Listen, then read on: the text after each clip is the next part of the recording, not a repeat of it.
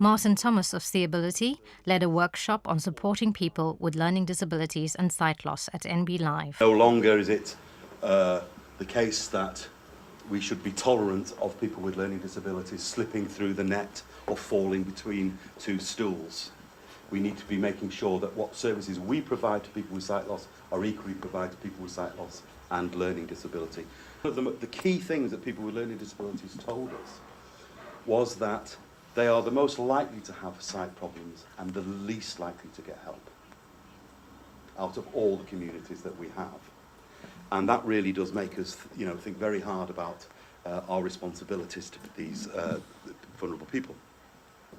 And I think it's important that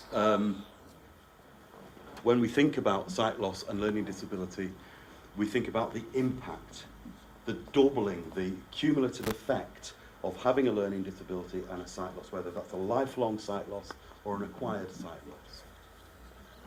Because if we don't think about that, we're going to have great difficulty in teaching people permanent skills that will stick.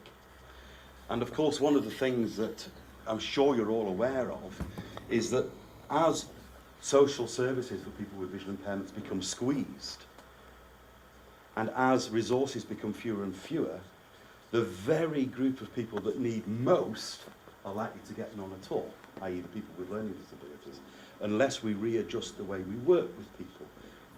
So really that is the general effective strategy that we have to discuss with you today is how are you going to meet the challenge of people with learning disabilities who are going to need your support? Because as a society we can't really allow people with learning disabilities to live with their unnoticed or unrecognised sight loss.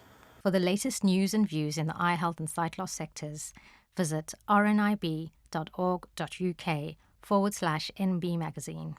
RNIB, supporting people with sight loss.